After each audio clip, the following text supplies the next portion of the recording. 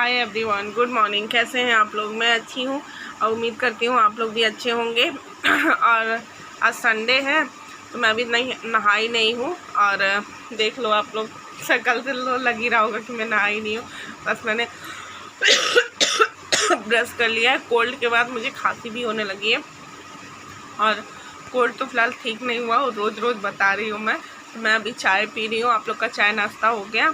मैंने अभी नाश्ता नहीं किया क्योंकि नाश्ता करने का आज मूड बिल्कुल भी नहीं था। लंच करेंगे सीधा और घर का काम अभी चल रहा है। हाँ, जाले उले साफ़ कर रहे हैं और कपड़े धुल के डाल दिए हैं मैंने। जाले उले साफ़ करी, उसके बाद मैं बाल धुलूँगी और फिर नहाऊँगी। तो चलिए आप लोग मेरे ब्लॉग में बने रहिएगा, फिर मिलते हैं आप लोगों से। दीदी माँ मुझे बुला रही है क्योंकि अंकित उसे पढ़ा रहा है। हाँ, आ रही हूँ। तो दीदी माँ देखिए आवाज़ दे रही है, मैं उसकी बातें सुन लूँ, फिर आप लोगों से मिलती हूँ। ब्लॉग में मेरे बने रहिएगा। हाय गाइस, तो मैं नीचे आ गई हूँ, नीचे वाले रूम में। और अभी देखो, मैंने रिद्धिमा के ठंडी के कपड़े अलग करने हैं अभी। और अब तो हल्की हल्की ठंडी पड़ रही है, मतलब बच्चों के लिए पड़ रही है। कभी कभी मौसम चेंज हो रहा है ना, उस वजह से। तो मैंने ये टोकरी ली है, ये गर्मियों के कपड़े मैं इसी में रखूँगी। तो अब गर्मियों के कपड़े मैं इसमें रखूँगी और ठंडियों के कपड़े मैं बैग में पैक करके उसको रख दूँगी कि अगले साल काम आएगा। और ये मैं पूजा वाले रूम में आ गई थी जिसमें हम लोग कपड़े भी रख लेते हैं और यहाँ पूजा भी हो जाती है हमारी। और मैं अलग अलग कपड़े देख रही थी कौन कौन से रिद्धिमा के हैं, कौन कौन से मेरे हैं। मम्मी, रिद्धिमा के और मेरे एक ही साथ कपड़े अलमारी में सेट करके रखे हैं। वो बिखेर देती है सारा कपड़ा रिद्धिमा, तभी इतना फैल गया है। तो मैं इसके कपड़े अलग कर रही थी। मम्मी बोल रही थी अलग रख दोगी तो आसानी से निकल जाएगा और ये बिखेरेगी नहीं। मम्मी बोल रही थी इन सारे कपड़ों को भी हटा दो यहाँ से, क्योंकि ये बच्चा है तो सारा खेलते खेलते बिखेर देती है।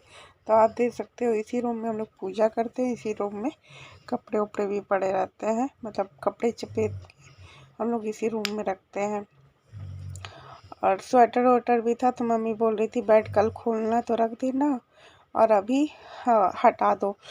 हाफ कपड़े जितने भी गर्मी के कपड़े थे मैंने बेड से निकाल के रख दिए थे और उसको धुलने के लिए मैंने डाल दिया था। और मम्मी को बोला था कि मम्मी आप देखिए रहना, क्योंकि कभी कभार उड़ जाता है बच्चों का कपड़ा तो मिलता नहीं, क्योंकि हल्की हल्की हवा भी चल रही थी। तो यहाँ मम्मी बोल रही थी कि पहले उसके कपड़े अलग कर लो, फिर हम दोनों के कपड़े तुम अलग कर लेना। मैंने कहा ठीक है। तो यही सब कर रही थी मैं। पहले नीचे बैठ के कर रही थी, फिर ऊपर बेड पे उसको रखा मैंने।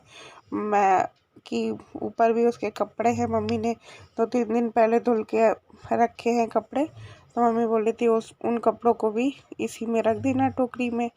वो भी हाफ कपड़े हैं गर्मी वाले। और रिद्धिमा एकदम हाफ कपड़े, मतलब एकदम छोटे कपड़े पहनने लगी है कि उसको गर्मी बहुत होती है। मैं बोलती हूँ कि ठंडी है, उसकी नानी भी उसको बोलती है बेटा अभी ठंडी है। और जबकि देखिए आज उसको जुकाम और खांसी हो ही गई। जिस बात का डर था, बच्चों को जितना भी बचाओ बच्चे उसी में जाते हैं। इतना डांट के रखो कि ऐसे नहीं करो, उसको पंखा चलाओ तभी उसको नींद आती है। कहती है पंखा चलाओ पहले, उसको कुछ उड़ा दो तो उड़ती भी नहीं है। और आइसक्रीम वाला आता है तो कहती है आइसक्रीम दिला दो दिला दो। तो यही सब बातें मम्मी बोल रही थी। और इस टाइम वो बाहर आइसक्रीम खा ही रही है। आज संडे का दिन है तो वो फुल संडे फ्री रहती है मौज में।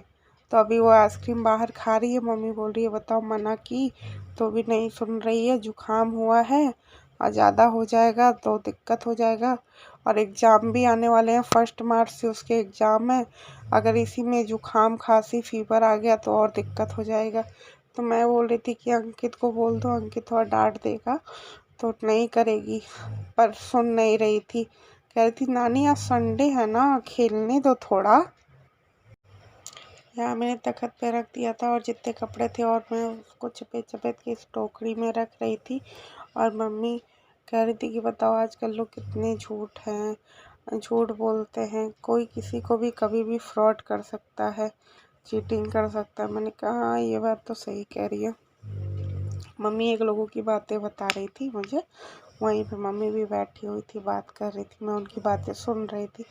मैं क्या बोलूँ, मम्मी बोल रही थी कि तुम तो अपना काम में लगी रहती हो, तुमको कुछ पता ही नहीं चलता है। हमने कहा हाँ सही बात है मम्मी, मुझे कुछ पता ही नहीं चलता, मैं क्या बताऊँ। तो यही सब था। आजकल की दुनिया बस फ्रॉड पे ही है बस। और आप कुछ करो चाहे ना करो, किसी को किसी से कोई मतलब नहीं है। सिर्फ बहुत ही कम लोग हैं जो बहुत अच्छे हैं, और हमारी जो कॉलोनी के लोग हैं बहुत अच्छे हैं। पर कुछ लोगों के ही वजह से चीज़ें ख़राब होने लगती हैं, पर उसमें क्या कर सकता है आदमी। तो यहाँ मैं सारे कपड़े समेट समेट के रख रही थी। नहा वहा के आ गई हूँ, मैं नहा वाली हूँ अब, और रेडी भी हो गई हूँ।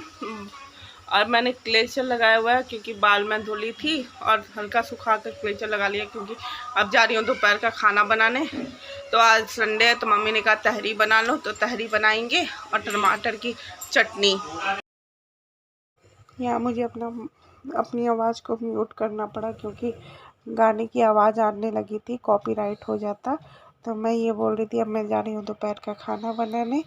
और अभी रिद्धिमा घूम रही है, मतलब घूम नहीं रही है, अपनी नानी के साथ नीचे बैठी है धूप में। नहाने के बाद उसकी नानी ने उसको नीचे ही बैठा दिया है धूप में। तो यहाँ मेरा तहरी बन गया था, आप लोग भी आ जाओ खाने। मैंने चिप्स भुना था और टमाटर की चटनी और प्याज, और मेरी तहरी। आप लोग भी आ जाओ खाने, हम लोग जाते हैं दोपहर का खाना खाने। जो मैंने कपड़े धुले थे वो सब सूख गए थे। मम्मी बोल रही थी कि इसको चपेट चपेट के अपना रख लो तुम।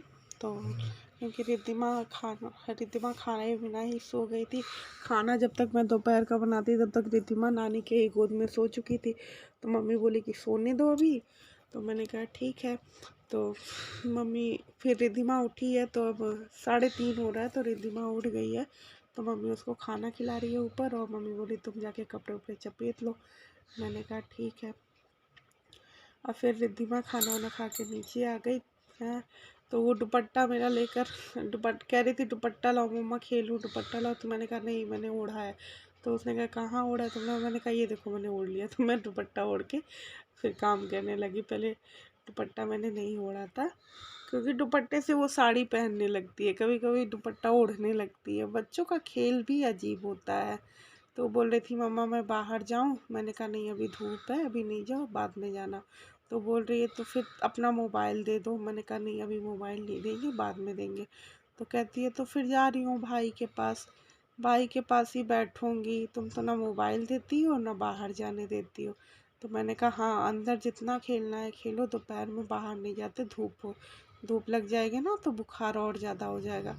तो यही सब बोल रही थी वो। और फिर उसके बाद मम्मी भी नीचे आ गई थी। तो मैं मम्मी से बता रही थी कि मम्मी देखो क्या क्या बोलती रहती। मम्मी बोल रही थी ज़्यादा ज़्यादा ही थोड़ा बोलने लगी है। उसको जब बच्चे जो सुनते हैं वही बोलते हैं ना। तो ये सब बातें चल ही रही थी, और मम्मी उसको डांट रही थी कि तुम नीचे क्यों आई, मैंने बोला था ना कि फीवर है तो ऊपर ही बैठो, भाई के पास बैठो। तो सुनी नहीं, नीचे आ गई मम्मी मम्मी करते हुए। मम्मी तुम्हारी खो थोड़े ना गई थी। तो फिर मम्मी के साथ वो ऊपर गई, और मेरे भी सारे कपड़े उपड़े चिपक गए। मैं कपड़े उपड़े चिपक के आगे रिद्धिमा को पढ़ाने के लिए। आज रिद्धिमा ने जींस और शर्ट पहना, उसका लुक ही अलग लग रहा है। और आप देख सकते हो मेरे पास कह रही थी मम्मा तुम कहीं जाया नहीं करो मुझे छोड़ के। मैंने कहा मैं कहाँ गई थी, घर पे ही तो थी, काम कर रही थी ना बेटा। तो बस ये मुझे ऐसे झूल रही थी मुझे लेकर। जब फीवर हो जाता है बच्चों को तो बच्चे छोड़ते नहीं हैं माँ को। और मैं अभी पढ़ने भी नहीं देती क्योंकि उसको फीवर है। पर क्या करें, एग्ज़ाम है कल, उसका टेस्ट है, इसलिए पढ़ना तो बनता ही है। और एब्सेंट भी नहीं करा सकते हैं क्योंकि एग्ज़ाम है। तो ये लीजिए पढ़ रही है, और कह रही थी लाओ मुझे लाओ मोबाइल। शाम को 7 बज गया था तो रिद्धिमा नीचे चली गई थोड़ी देर चली जाओ मम्मा। तो मैंने कहा ठीक है जाओ टहल के आओ।